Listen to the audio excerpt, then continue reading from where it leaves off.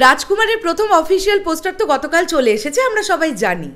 এখন ব্যাপারটা হচ্ছে কিছুক্ষণ আগে আবার একটা নতুন পোস্টার, ঠিক বলবো না, একই পোস্টার নতুনভাবে প্রেজেন্ট করা হয়েছে আমাদের সামনে।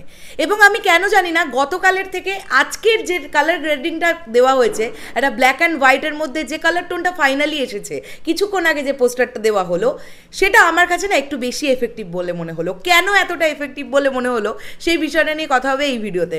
হ্যালো এভরিওয়ান, আশা করছি তোমরা সকলে খুব ভালো আছো। সত্যি কথা বলতে কি, আমরা রাজকুমার নিয়ে সুপার এক্সাইটেড। শোনো, একটা জিনিস আমাদের মাথায় রাখতে হবে, বেশ কিছু লোকজন কিন্তু ইচ্ছে করে রাজকুমারকে ক্ষতিগ্রস্ত করার চেষ্টা করছে। সোশ্যাল মিডিয়া খুলে যদি আমরা একটুখানি ভালো মতন মন দিয়ে পোস্টগুলো দেখি, আমরা দেখতে পাবো বেশ কয়েকটি মানুষ বা বেশ কয়েকটি টিম তারা কিন্তু চেষ্টা করছেন যে রাজকুমার ছবিটাকে কোনোভাবে ক্ষতিগ্রস্ত করার। কিন্তু সাকিবিয়ানদের পাওয়ারটা আমরা জানি, আমরা আমাদের পাওয়ারটা জানি, এবং তোমরা সাকিবিয়ানরা প্রিয়তমার সময় তোমাদের পাওয়ার বুঝিয়ে দিয়েছিলে। রাজকুমারের সময়ও কিন্তু এই পাওয়ারটা বোঝাতে হবে, এবং শুধুমাত্র রাজকুমার নয়, দরদ, তুফান, প্রত্যেকটা ছবিতে কিন্তু সাকিবিয়ানদের পাওয়ার বোঝাতে হবে। এবারে আসি, কেন আমার মনে হলো এই বিষয়টা যে কিছুক্ষণ আগে যে কালার গ্রেডিংয়ের পোস্টারটা এলো সেটা অনেক বেশি এফেক্টিভ।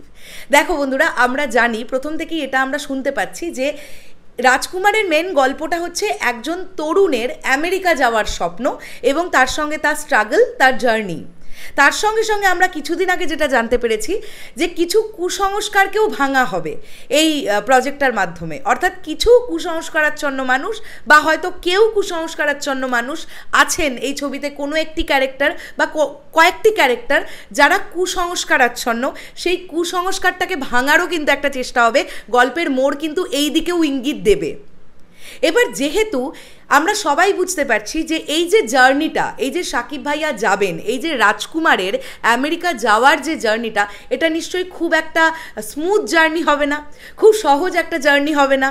তাকে অনেক কিছু হার্ডেলস পেরোতে হবে, তাকে অনেক কিছু বাধার সম্মুখীন হতে হবে। শেষে গিয়ে এই ক্যারেক্টারটা হয়তো কোথাও না কোথাও গিয়ে বিধ্বস্ত বা অসহায়।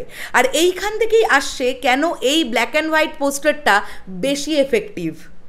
বন্ধুরা, আমরা যে কোনো কিছু স্যাড জিনিসপত্র খুব লক্ষ্য করে দেখবে আমরা ব্ল্যাক অ্যান্ড হোয়াইটে করতে পছন্দ করি।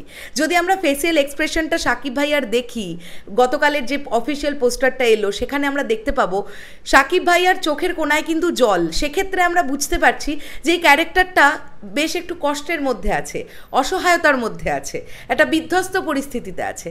তো এইরকম একটা সিচুয়েশনের মধ্যে আমার সামহাও মনে হচ্ছিল যে, বা দেখে মনে হলো, এই যে ইয়েলিস্টোনে গতকাল যে পোস্টারটা আপলোড করা হয়েছিল সেটা না করে যদি পুরোটাই, মানে আজকে কিছুক্ষণ আগে যে পোস্টারটা দেওয়া হলো যেটা তোমরা স্ক্রিনে দেখতে পাচ্ছ, সেইটাই যদি প্রথমেই আপলোড করা হতো, ব্যাপারটা না মানে যেটুকু মিশ্র প্রতিক্রিয়া আসছে আমার মনে হয় সেটা হ্যাঁ সূচকের দিকে চলে যেত।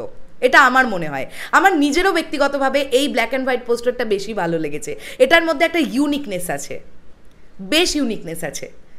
তো তোমাদের কেমন লাগলো এই বিষয়টা অবশ্যই কমেন্ট করে জানাও। তোমাদের কোন পোস্টারটা বেশি এফেক্টিভ লাগলো, আজকেরটা নাকি গতকালেরটা? দেখো, পোস্টার তো সেম, সাকিব ভাইয়ার লুক সমস্ত পুরো ডিজাইন সব সেম, শুধু কালার গ্রেডিংটা ডিফারেন্ট। ওটা ইয়েলো আর এটা ব্ল্যাক অ্যান্ড হোয়াইট, তাও ব্ল্যাকের পরিমাণটা বেশি। আমার ভাল লেগেছে, বেশ ভালো লেগেছে। শেষ করলাম ভিডিও, দেখা হচ্ছে আবার খুব শিগগিরই নতুন কোনো ভিডিও নিয়ে। তাহলে এখনের জন্য সকলকে বললাম টাটা। চলে যাওয়ার আগে একটা অনুরোধ, যদি ভিডিওটা ভালো লাগে প্লিজ একটু শেয়ার করে দাও। আর যারা আমাদের এই পেজটা এখনও ফলো করোনি বা ইউটিউব চ্যানেলটা এখনও ফলো বা সাবস্ক্রাইব করেননি, প্লিজ একটু সাবস্ক্রাইব করে দিয়ে আমাদের পাশে থাকবেন। টাটা।